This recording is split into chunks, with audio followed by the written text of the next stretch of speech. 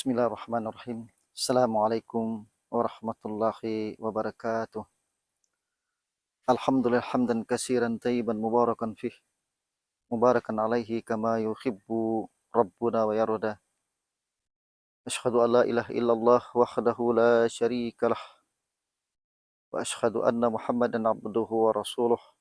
Sallallahu alaihi wa ala alihi wa sahabatihi ajma'in. Wa man tabi'ahum bi ihsanin ila yaumiddin amma ba'd. Ma'asyiral muslimin, saudaraku saudariku rahimani wa rahimakumullah. Mari kita bersyukur kepada Allah Tabaraka wa taala atas segala limpah rahmat dan nikmat yang sangat teramat banyak yang tak pernah berhenti mengalir dalam kehidupan kita di permukaan bumi ini. Rahmat dan nikmat Allah mengalir dengan begitu banyaknya setiap hari kepada kita. Tanpa rahmat dan nikmat itu, kita bukanlah siapa-siapa. Tanpa rahmat dan nikmat Allah itu, kita tidak akan mampu apa-apa. Salawat dan salam kepada Nabi kita tercinta, Rasul kita yang mulia, suri tauladan kita, satu-satunya manusia yang kita berharap benar-benar di akhirat Allah kumpulkan kita bersama beliau. Di hari itu tak akan kita berharap berkumpul kepada orang tua kita, kepada anak-anak kita, kepada orang-orang yang kita cintai selain mereka. Satu-satunya orang yang kita ingin berkumpul bersamanya di akhirat kelak adalah Nabi kita Muhammad sallallahu alaihi wasallam. Karena di akhirat kelak yang tidak berkumpul bersama Nabi sallallahu alaihi wasallam pasti akan celaka dan binasa. Ma'asyiral muslimin, saudaraku saudariku yang berbahagia. Semua kita tahu sekarang kita hidup di dunia, namun harus selalu kita tanamkan di dalam hati kita, Allah hidupkan kita di dunia bukan untuk di dunia. Allah hidupkan kita di sini bukan untuk di sini. Allah lahirkan kita di permukaan bumi namun bukan untuk di permukaan bumi. Hal ini yang sering hilang dari dada banyak manusia di zaman sekarang ini. Dia terpesona dengan apa yang dia lihat oleh matanya. Matanya melihat dunia. Matanya melihat dunia. Melihat bumi. Melihat tempat kelahirannya. Dan dia merasa inilah kampung halamannya. Sehingga dia kerahkan segala tenaga, upaya, dan usaha untuk menggapai kebahagiaan cita-citanya di permukaan bumi. Dan situlah kekeliruan yang paling besar yang terjadi. Kekeliruan di mana manusia mengira dia akan hidup di dunia selamanya. Sehingga segala upaya, kekuatan, kemampuan benar-benar tercurah untuk di dunia ini. Sekiranya hal itu terjadi kepada orang-orang yang tidak beriman kepada hari akhirat, mungkin kita maklum. Karena tidak ada hari setelah kematian bagi mereka. Namun yang kita khawatirkan, yang kita anehkan, yang kita pedulikan adalah kaum muslimin yang tahu dan sangat tahu bahwa hidupnya tidak hanya di permukaan bumi. Akan ada kehidupan pasca kematian. Itulah kehidupan yang hakiki. Kehidupan yang kekal abadi bernama akhirat.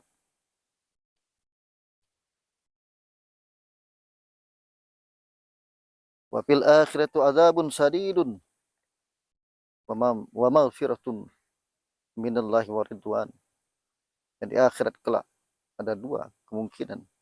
Adzabun sadidun, azab yang sangat teramat dahsyat, atau ampunan dan ridha Allah Subhanahu wa taala.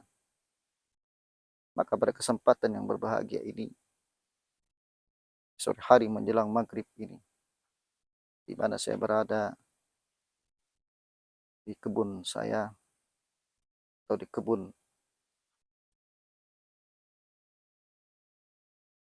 jeruk, yang alhamdulillah semua rahmat dan nikmat yang Allah berikan kepada anak. Jadilah kita seorang muslim. Jadilah kita seorang mukmin yang hidup di dunia bukan untuk di dunia, saudaraku. Jadilah kita seorang mukmin yang hidup di dunia bukan untuk dunia, yang hidup di bumi bukan untuk di bumi, yang hidup di sini tapi bukan untuk di sini. Apa yang ada di dunia, apa yang ada di bumi ini, apa yang kita miliki di sini, gunakan untuk di sana. Itu yang diinginkan oleh Allah Tabaraka wa Ta'ala, Rabbul Izzati wal Jalalah. Allah Tabaraka wa Ta'ala menyuruh kita di dunia untuk melakukan persiapan, mengambil bekal sebanyak-banyaknya untuk pasca kehidupan dunia.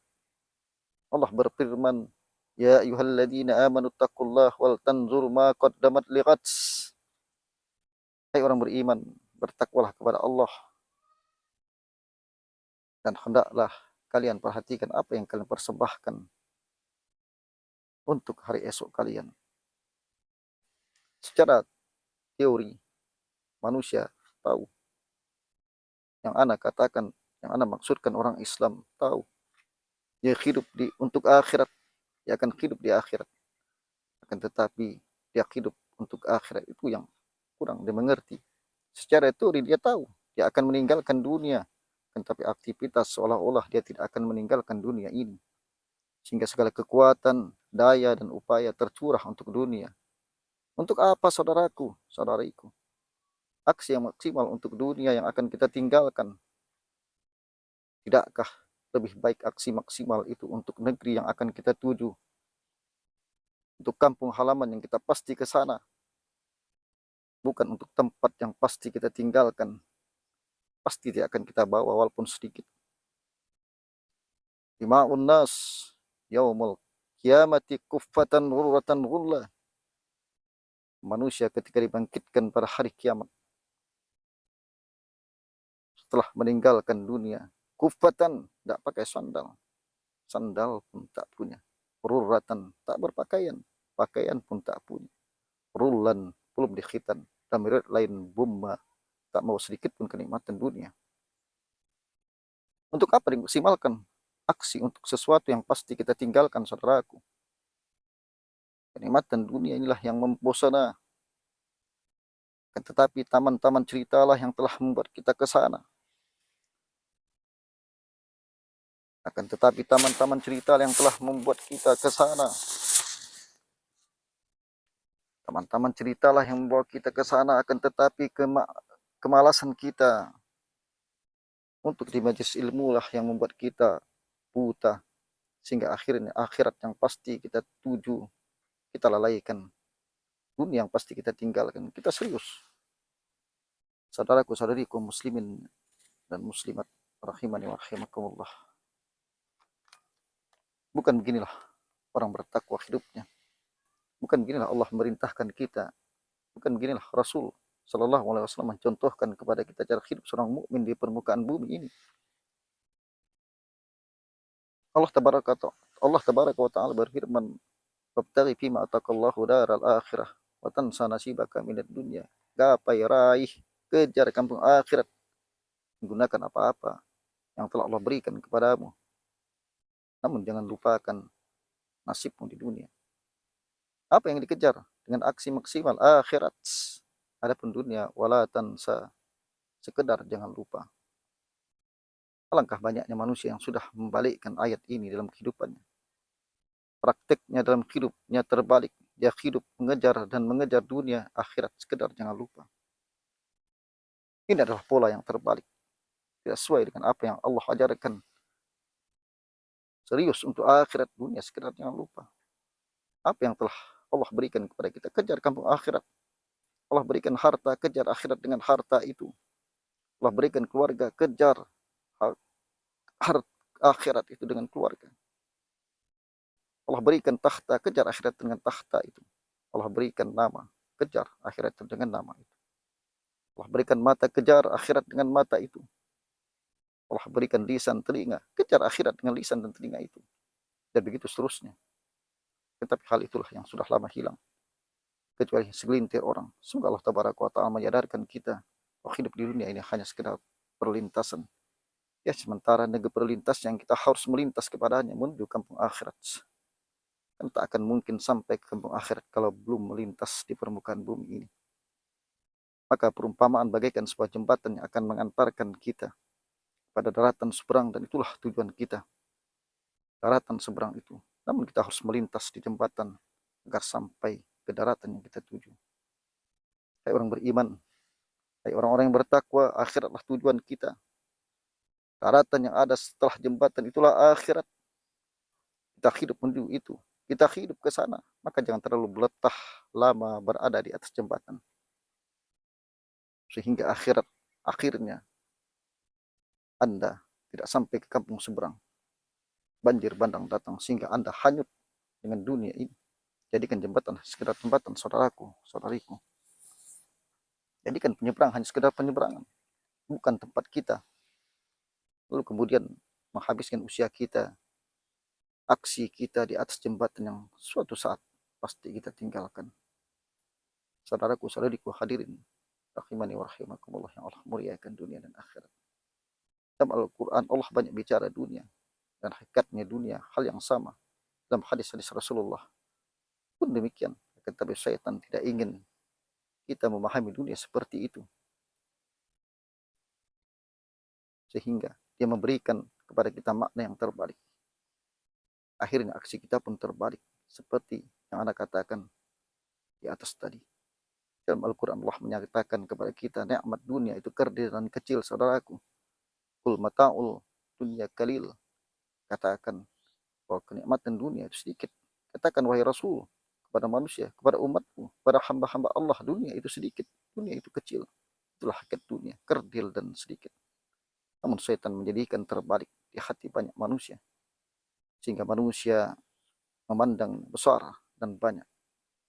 Ketika manusia sedang memandangnya besar dan banyak, tak ayal lagi usaha maksimalnya untuk hal yang dianggap besar dan banyak itu.